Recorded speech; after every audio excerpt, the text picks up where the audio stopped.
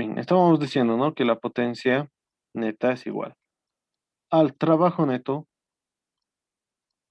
por número de cilindros por revoluciones. Acá hay algo que añadir, por si acaso.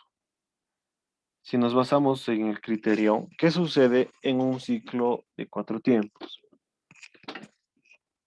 En un ciclo de 4 tiempos, esto va a disculpar que sea un poco extenso esta parte de esta explicación, y es que van a ver que en la siguiente clase vamos a resolver el ejercicio y no hay una fórmula como tal para calcular lo que vamos a calcular en la siguiente clase. Van a ver a qué me refiero. Pero se basa bajo un criterio. Y quiero que me entiendan bien este criterio, por favor. Es por eso que les estoy explicando con bastante detalle.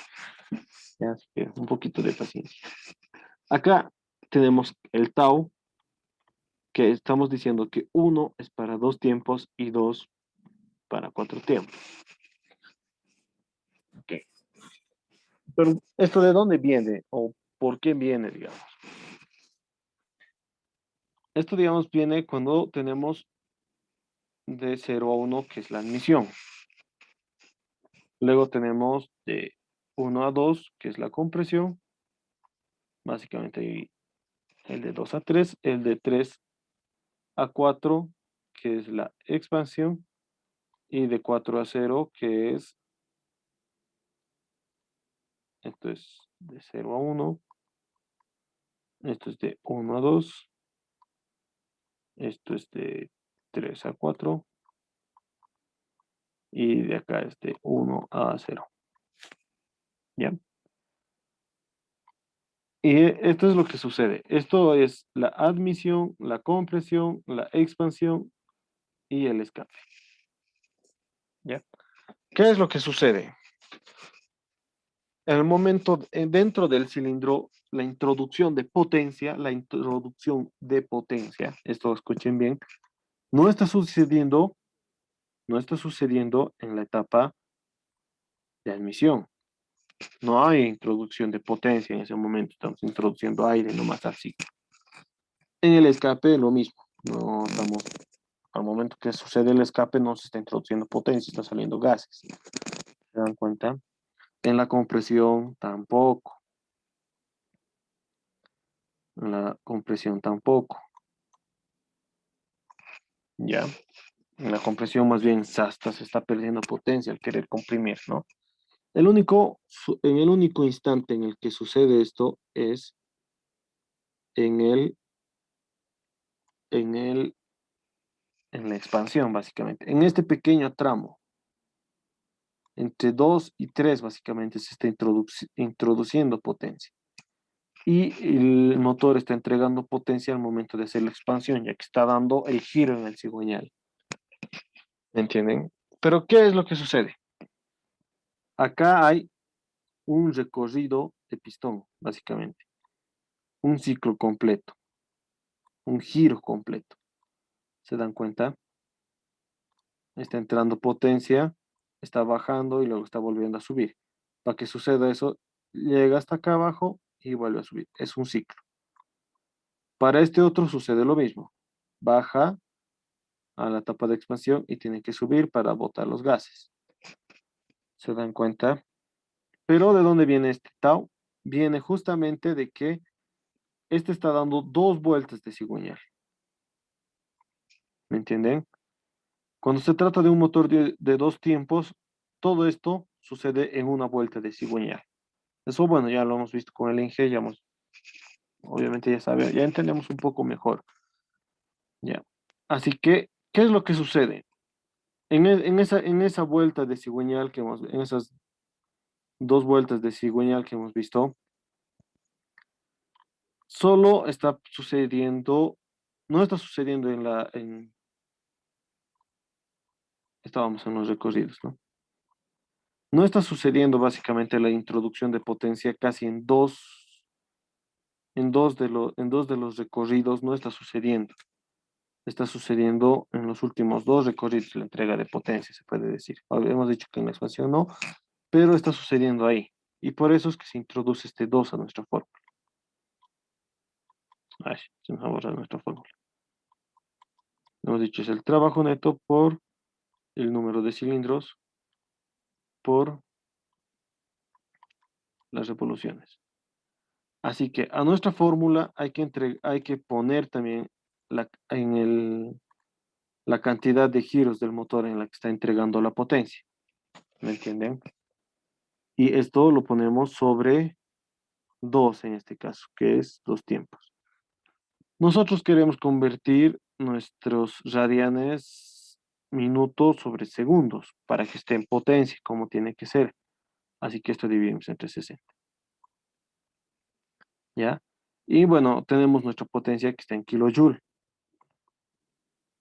¿Me entienden? Esto tenemos nuestra potencia que está en kilojoule y esto hay que convertir en joule, ya que joule sobre segundo es watt, vatio, ¿no?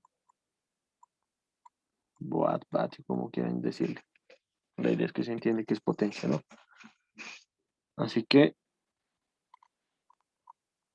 aplicamos eso. Acá está toda esa explicación. ¿Me entienden? De acá vienen esos 1000 por 2 por 60. Pero esta estructura de cómo armar esto es lo que quiero que me entiendan, ¿ok? En otras palabras, si queremos calcular, por ejemplo, la cantidad de aire real, no, la cantidad de aire teórica que entra al motor en un ciclo. Ahorita vamos a hacer ese ejercicio. Bueno, no ahorita, sino en la siguiente clase, cuando hagamos el examen. Tenemos, ¿cómo queremos hallar la cilindrada, se podría decir? La cilindrada, el flujo de aire del motor. Ahí está, esa es la palabra exacta, el flujo de aire del motor. Vamos a tener a la cilindrada, ya no vamos a introducir número de cilindros, pero para hacerlo más práctico, número de cilindros, volumen desplazado por número de cilindros por revoluciones dividido entre X o tau. Esto también, esto es X por si acaso en la materia, ¿ya? X sobre 60. Si se dan cuenta es lo mismo, simplemente que hemos cambiado en vez de trabajo neto, volumen desplazado. Y de esta forma, digamos, estaríamos hallando lo que sería centímetros cúbicos sobre segundo. ¿Se dan cuenta? Como les digo, es un criterio muy importante porque así podemos hallar lo que es el calor añadido por ciclo, el trabajo añadido por ciclo. eh, hay alguna otra cosita que no recuerdo, el consumo de combustible por ciclo. ¿Me entienden? Así que es una fórmula, una forma de calcular, ¿cómo se podría decir? Bajo un criterio y no bajo una fórmula. Bien, ahora volviendo al ejercicio. De esta fórmula hemos dicho que calculamos lo que es la potencia. Acá faltaría el 60, digamos, ¿no? Pero con esta fórmula calculamos lo que es la potencia teórica. Ahora nos vamos a nuestras fórmulas de rendimiento. Hemos dicho, ¿qué fórmula hemos dicho que relaciona la potencia teórica y la potencia indicada? Era el rendimiento indicado. Así que utilizamos ese rendimiento.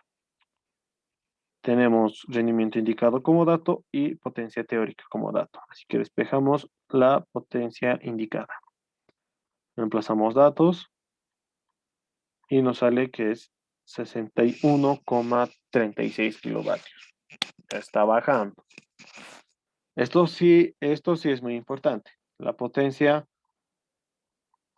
efectiva, la que vamos a calcular, es menor a la potencia indicada y esta obviamente va a ser menor a la potencia teórica o potencia neta. Esto es muy importante. Cuidado que si en el ejercicio, digamos, en su examen entra calcular el rendimiento indicado y le sale 80, mucho cuidado. Algo está haciendo mal porque tiene que ser la potencia indicada menor a la potencia neta. Bien, sigamos. Ya tenemos la potencia indicada. Hacemos lo mismo, pero esta vez, ¿qué fórmula relaciona la potencia indicada con la potencia bruta o la potencia neta?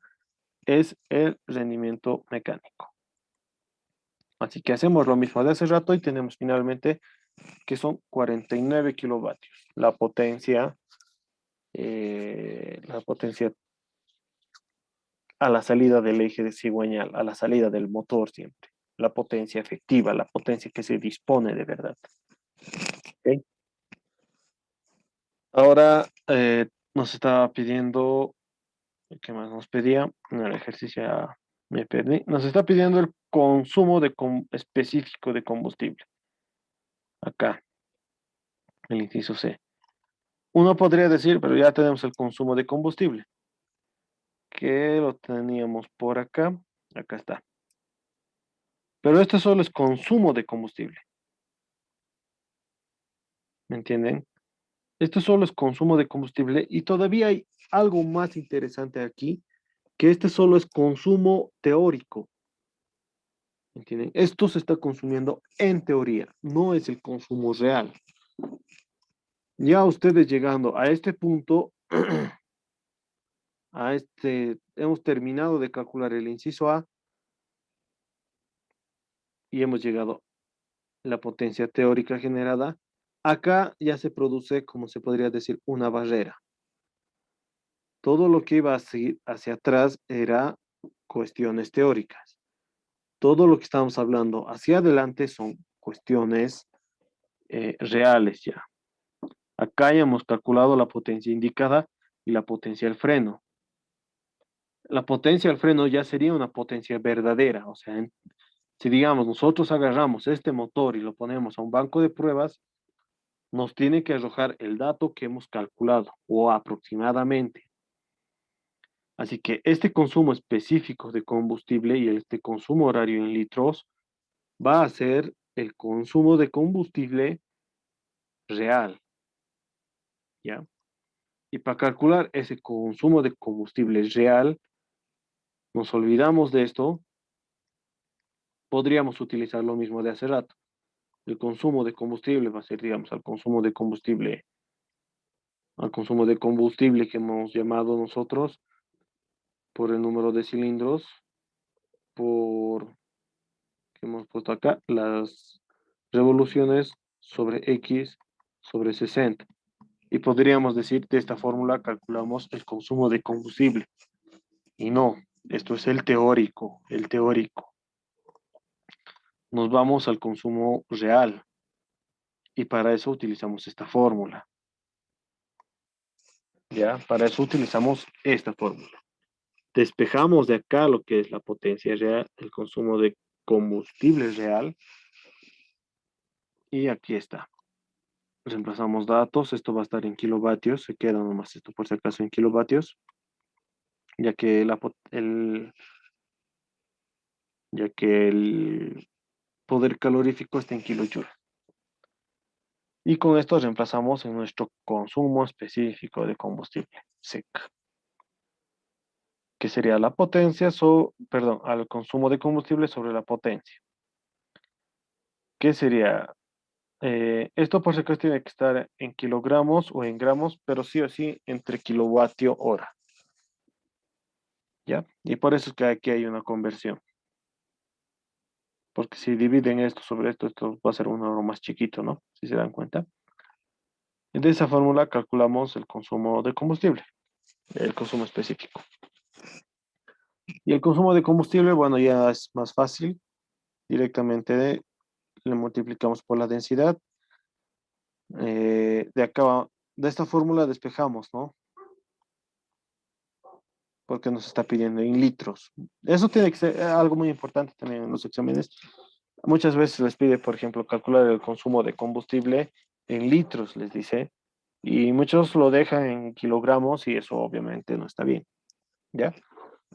Porque les está pidiendo en litros siempre. Y aquí está. Con esto despejamos y vamos a obtener en litros, ¿no? Esto no es necesario hacerlo tan a detalle. Y eso sería el ejercicio este. Y bueno, el inciso D, que aquí se los puse la página web. Pero como ya les estaba diciendo, puede haber cilindros en línea, cilindros en B, cilindros en V, como le llaman más corto. Y lo que se tiene que hacer es esto. Es donde vive las primeras clases con el Inge. Era un motor de 1, 2, 3, 4, 5 cilindros, ¿no? Hay una fórmula para esto, ¿no? Que el ángulo de encendido es igual a, para motores de 4 tiempos, a 720, si no me equivoco, sobre el número de cilindros. Esto para 4 tiempos. Y esto es a 360 sobre Z para motores de 2 tiempos. Acá ustedes dividen esto, en este caso es motor de 4 tiempos, aquí va a ser 180 si no me equivoco, 360, este otro va a ser 500 algo, acá no me acuerdo, y este es 720. ¿Ya? Y de esta fórmula, digamos, acá viene a ser la expansión, luego, luego viene el 4 creo, y acá luego viene el 3, el 5 y el 2 creo que es. ¿Se dan cuenta? Tienen que hacer este diagrama acá. Y con este diagrama recién hayan el orden de encendido. Como les decía, puede ser 1, 3, 4. En la página que les voy a mandar está todo esto desarrollado ya. ¿Me entienden? Todo esto desarrollado. Por si les preguntan en el examen, ustedes ya van a tener todo. De todo. O sea, hay desde motores de un tiempo hasta de 8. Y hay diferentes órdenes de encendido. Así que ya está desarrollado todo esto. Por eso es que no lo estoy haciendo. En el internet hay harto de esto. ¿Ok? Pero más o menos es lo que tienen que hacer. Bien, haremos este otro ciclo y creo que ahí acabaríamos, ya no alcanzamos a hacer esto, ¿no? Haremos este ciclo, que es un ciclo dual. El ciclo dual es... mm, esta pregunta de examen suele entrar, he visto varias veces que suele entrar, ¿ya? Y nos dice, un motor de 4 tiempos funciona según el ciclo de combustión de Sabatier. Acá, por si acaso, en el... Ay, yo tapando con mi dedo en la pantalla. Pero en la pregunta de examen no había esto, ¿ya? Para que se den una idea. Decía, bajo el ciclo de combustión Sabatier en condiciones de 8 grados y 0,85 bar. Y a uno leyendo así, digamos, y digamos, siempre nos han dicho que es ciclo dual y nos olvidamos que se llama Sabatier. Nos ponemos en crisis, ¿no? Decimos, si Sabatier, ¿quién será, no? Pero para tenerlo acá fácil y simple, Sabatier, sinónimo de dual. ¿Ya?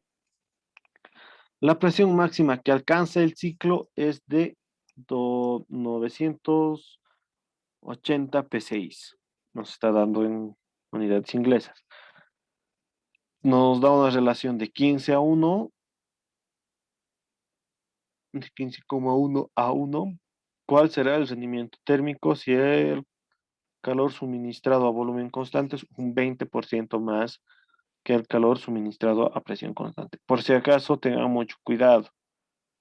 El anterior semestre, si mal recuerdo, era un ciclo Sabatier, pero les daba inverso esto.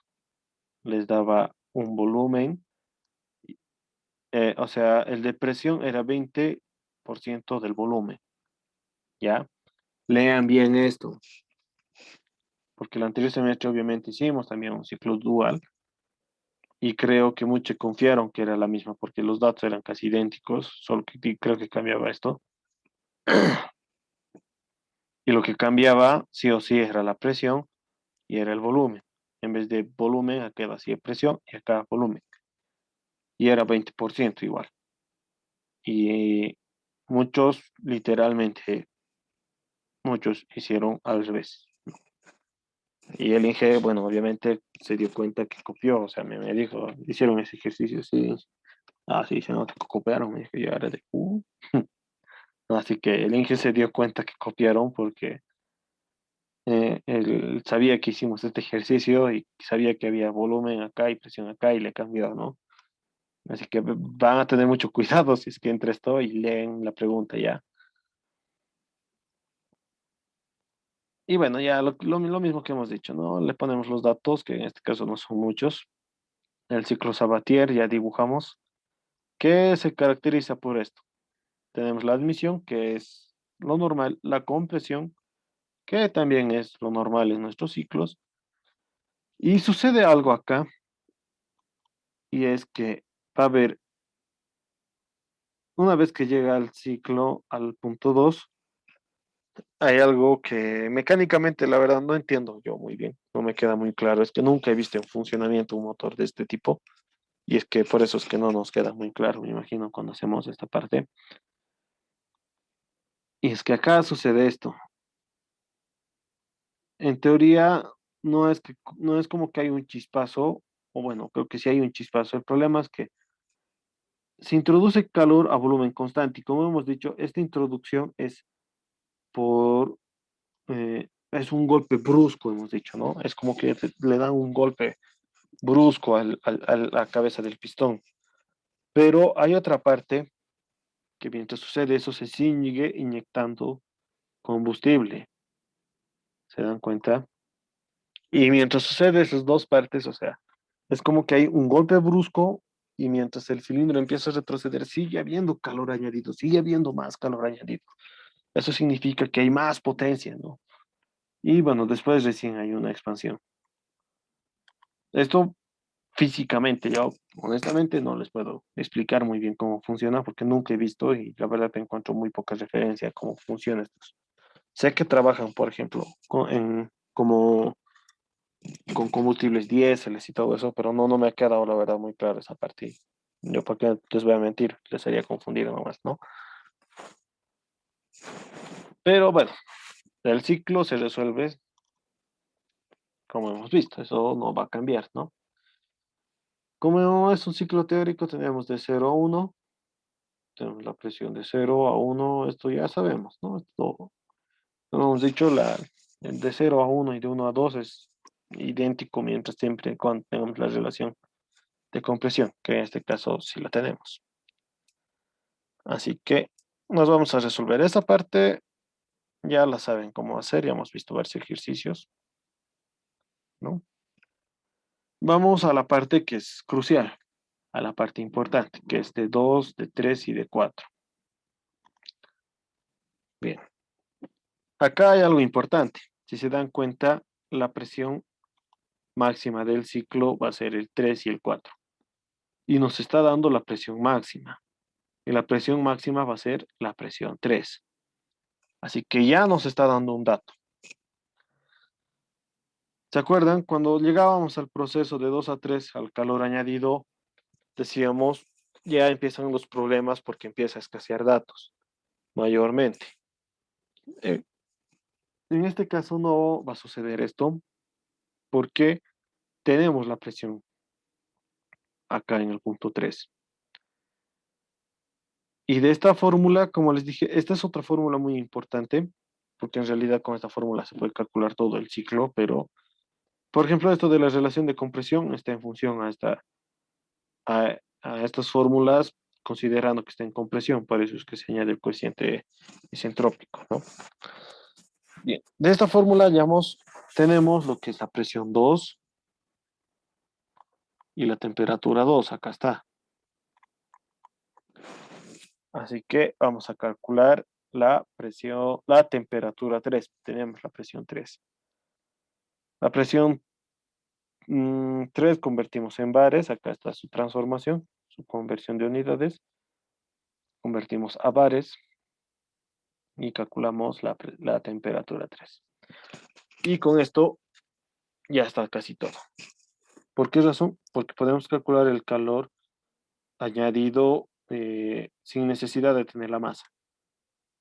Ya como hemos dicho, si trasladamos la masa acá, esto en realidad tendría que ser Q chiquito, ¿no? Aquí está mal escrito, pero aquí tendría que ser Q minúscula y esto estaría en kilojoule sobre kilogramo. Bien, así que empezamos esto está a volumen constante. Así que utilizamos el calor añadido, que es el calor específico a volumen constante. Que como les dije, si no les da, ya les avisé esa clase cuánto es, 1.005 y de ahí se calcula, ¿no? Y aquí está. Calculamos el calor añadido acá a volumen constante.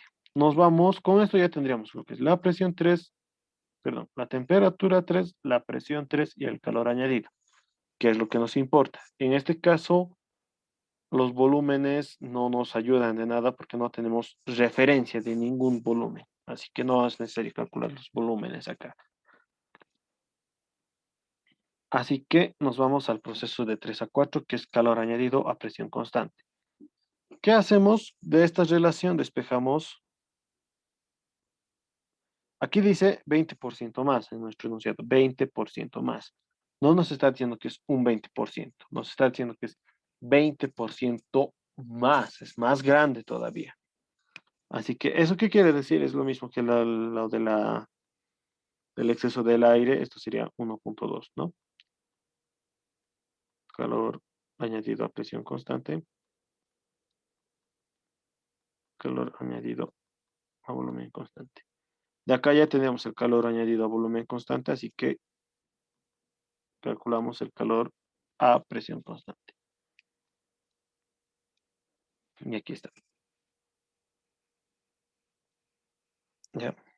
Acá, bueno, obviamente la presión, el calor a presión constante es menor, ¿no?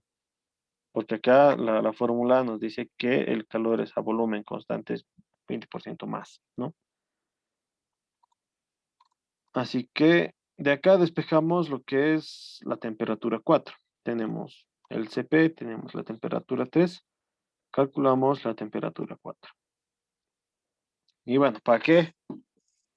¿Para qué todo esto? Como hemos dicho, lo importante es tener la relación de inyección y la relación de admisión a volumen constante. Digo, sí es la relación de admisión. Esto es a lo que quería llegar. Este es el otro coeficiente que nos faltaba aprendernos. Y es que nuestra fórmula del rendimiento dual es todo esto, en la que necesitamos relación de compresión, relación de admisión en la inyección y la, la relación a volumen constante.